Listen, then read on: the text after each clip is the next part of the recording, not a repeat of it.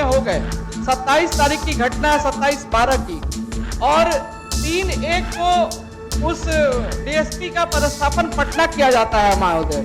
तो जब वो 3 महीने पटना आ जाते हैं, लेकिन फॉरेंसिक जांच रिपोर्ट अभी तक नहीं आती है, न ही उसे कोई अनुदान दिया गया, न कोई सहायता राशि दी गई, ऊपर से उसके परिवार प्रताड़ित हो रहे 3 महीने से, कोई जवाब नहीं सरकार का आ रहा है। तो सीआईडी को जांच का जो करना है वो करके अति शीघ्र सरकार को सुपुर्द करे और न्याय मिले हमारे उस परिवार को। और उनके सर्विस रिवॉल्वर से गोली चलती है और किसी की हत्या हो जाती है, एक निर्दोष की हत्या हो जाती है। इसलिए है अगर कोई अपराधी किसी को मारता है गोली तो वो एक अपराधी कहा जाता है। जांच हमको चाहिए और अविलंब चाहिए, क्योंकि वो केस बहुत हाई प्रोफाइल हो गया था। नमस्कार, मेरा नाम सत्यम पटेल है और आप लाइव सिटी देख रहे हैं। देखिए, रोहतास जिला से कुछ दिनों पहले यानी कि 3 महीने पहले करीब एक बहुत बड़ी खबर सामने आई थी, जहां पर बताया गया था कि यातायात के जो सासाराम के ट्रैफिक के जो डीएसपी थे आदिल बिलाल, उनके द्वारा एक व्यक्ति की गोली मारकर हत्या कर दी गई थी। और उसके बाद से काफी ज्यादा उसको लेकर के बवाल मचा था। बहुत सारे राजनीति भी हुई इस पर, बहुत सारे ऐसे पॉलिटिकल लोग भी गए परिवारजनों से मिलने के लिए,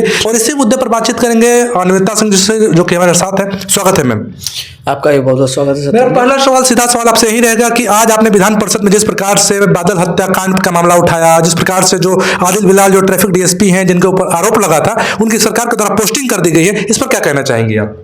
देखिए, सरकार हमारी है और इस घटना को हुए विगत 3 महीने हो चुके हैं और सरकार ने उसमें सीआईडी को केस सुपुर्द भी कर दिया, क्योंकि परिजनों की ये मांग रही थी कि इसको सीआईडी को केस दे दिया जाए ताकि निष्पक्ष रूप से इसकी जांच हो सके। क्योंकि प्रशासन भी अपना है, सब कुछ अपना है, लेकिन परिजन का ये था कि सीआईडी इसकी जांच करे। तो सरकार ने सीआईडी को दे भी दिया था केस और सीआईडी अपनी जांच प्रक्रिया में लगी हुई भी है। लेकिन चूंकि 3 महीने से जांच भी चल रहा है, सब कुछ उसमें बहुत सारा कुछ क्लियर था। सारे लोग जानते थे कि गोली किसके द्वारा चलाई गई, कहाँ चलाई गई, कब चलाई गई, लेकिन फिर भी जांच की प्रक्रिया है अपनी और जो भी होता है वो सिस्टम से हो रहा है। लेकिन इस बीच में उस अधिकारी का पदस्थापन पटना कर दिया जाता है। और मेरा ये विषय नहीं था कि सरकार को विषय, मुझे ये कहना था कि अगर किसी पर कोई जांच अगर गठित अभी नहीं हुई है, लेकिन उस पर आरोप अगर आ गया है, तो उसको तत्काल प्रभाव से, चूंकि वो सरकार के मुलाजिम है, तो आप उसको सस्पेंड कर उसको जांच की प्रक्रिया में लाने के लिए जो भी जांच आती है उसके बाद उसको आप कर देते रिलीज, कोई दिक्कत नहीं था। लेकिन अभी उन पर डायरेक्ट आरोप है और उनके सर्विस रिवॉल्वर से गोली चलती है और किसी की हत्या हो जाती है, एक निर्दोष की हत्या हो जाती है। तो ये हम लोगों ने आज मांग रखा और हमारा यही कहना था कि जल्द से जल्द फॉरेंसिक रिपोर्ट और सीआईडी कहाँ निष्कर्ष पर पहुंच रही है उस केस में, वो पहुंचकर हमारे मृतक के परिवार को न्याय मिल सके, इसका मैंने आज मांग उठाया। मतलब मैम 3 महीना से जांच रिपोर्ट के लिए गया फॉरेंसिक लैब में, अभी तक जांच रिपोर्ट नहीं हुआ। इतनी जल्दी भी क्या थी सरकार को कि 3 महीना अभी बीते भी नहीं और उनको पोस्टिंग कर दी गई? नहीं, पोस्टिंग हुई, ठीक है। अगर उनका नहीं हुआ है सस्पेंशन तो सरकार का नियम होगा, ये 3 साल हो गया होगा उनका, तो आए होंगे अपना रूटीन वर्क में। लेकिन उससे मतलब नहीं है, जांच हमको चाहिए और अविलंब चाहिए, क्योंकि वो केस बहुत हाई प्रोफाइल हो गया था।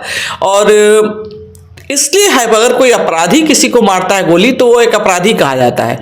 लेकिन इस सरकार में जो हम लोग की रक्षा करने के लिए पुलिस प्रशासन होती है, अगर वो ही किसी आम इंसान पे गोली चला दे, और ये भी सबसे बड़ी बात है कि वो यातायात पुलिस थे। यातायात पुलिस को कहीं से भी हथियार का इस्तेमाल करने का कहीं है ही नहीं उनके सर्विस में। वो हथियार क्यों इस्तेमाल करेंगे? अगर उन्होंने किया तो ये जांच का विषय, इसकी जांच जल्द से जल्द हो और पीड़ित को न्याय मिले।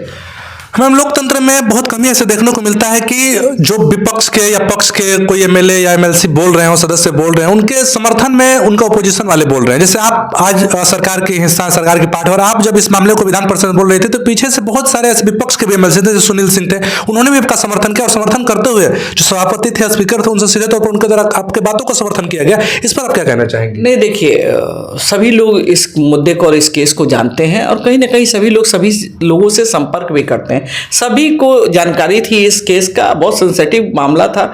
तो इस पर सभी लोग को जब ये विषय आया तो सभी लोगों ने अपना समर्थन किया निष्पक्ष भाव से।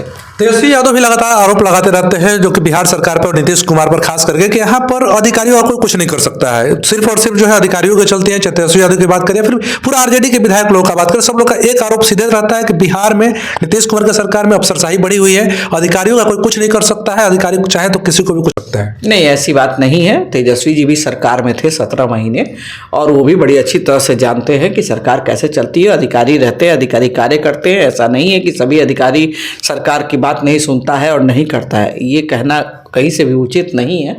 और उनकी सत्ता सरकार में शायद अधिकारी नहीं सुनते, क्योंकि उनका एक सेक्रेटेरिएट अलग होता था, माननीय लालू जी का सचिवालय। माननीय लालू जी का सचिवालय अलग होता था? जी, माननीय लालू जी का सचिवालय अलग होता, तो वहां से जो आदेश पारित होता था वही सारे ऑफिसर उसको मान्य होता था। तेजस्वी तो आजकल ये भी करने लगे कि मुख्यमंत्री जो है सिर्फ पैर छूते हैं, गोड़ छूते हैं लोगों का, बाकी काम वगैरह नहीं कर रहे हैं। देखिए, मुख्यमंत्री जी पैर छूते हैं, गोड़ छूते हैं, बड़ों को प्रणाम करते हैं, ये तो संस्कार होता है। तेजस्वी जी को शायद ये संस्कार नहीं मिल पाया है कि बड़ों को पैर भी छुआ जाता है। वही तेजस्वी जी हैं, जब मुख्यमंत्री जी के साथ आए थे सरकार में तो गले मिले थे लालू यादव और तेजस्वी जी पैर छू के चाचा के भर अखबारी पकड़ लिए थे। तो तेजस्वी यादव जी भी वो दिन कैसे भूल जाते हैं कि चाचा जी को लाने के लिए गोड़ छू के जल्दी से हमारे साथ आए ताकि हम सत्ता पे काबिज हो जाए।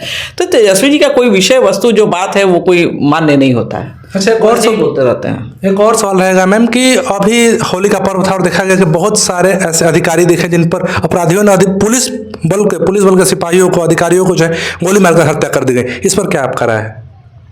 देखिए, ये जो विषय है कहीं ना कहीं उसमें कहीं और विषय आई होगी जो आप बोल रहे हैं। तो अगर किसी की भी अगर निर्दोष व्यक्ति की हत्या हुई होगी या पुलिस अधिकारी हो या सामान्य लोग हो तो ये जांच का विषय है, उसको देखकर ही उस विषय पे कोई बात कही जा सकती है। अंतिम सवाल रहेगा कि नीतीश कुमार के पुत्र हैं निशांत कुमार, उनकी भी पॉलिटिक्स में आने की चर्चा काफी जोर शोर पर है, मीडिया की हेडलाइन बनी हुई है। इस पर आप एक बीजेपी के एमएलसी क्या सोचते हैं इस पर?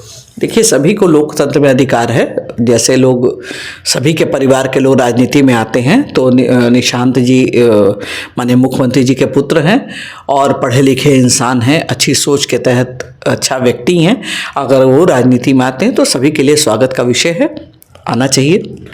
तो अभी आप सुन रहे थे बीजेपी एमएलसी निवेदिता सिंह को निश्चित दिया कि जिस प्रकार से बादल हत्याकांड हुआ और जो आरोपी है आदिल बिलाल जो कि ट्रैफिक डीएसपी रहे थे सासाराम के, उनके ऊपर आरोप लगा और जब तक जांच की रिपोर्ट नहीं आ जाती तब तक सरकार को पोस्टिंग नहीं करनी चाहिए थी। और उनके सीधे तौर पर मांग है कि जो भी जांच है सीआईडी के द्वारा जो भी जांच की जा रही है रिपोर्ट शीघ्र सरकार को सौंपे। इस खबर लगातार हम बने हुए ऐसी खबरों के लाइव फीड के साथ बहुत बहुत धन्यवाद। 3 महीने हो गए, 27 तारीख की घटना, 27/12 की, और 3/1 को उस डीएसपी का पदस्थापन पटना किया जाता है महोदय।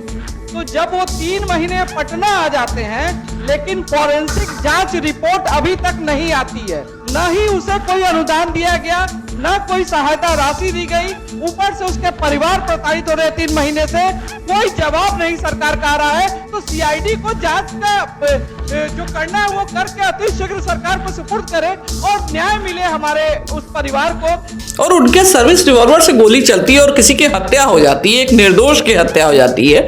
इसलिए है अगर कोई अपराधी किसी को मारता है गोली तो वो एक अपराधी कहा जाता है। जांच हमको चाहिए और अविलंब चाहिए, क्योंकि वो केस बहुत हाई प्रोफाइल हो गया था।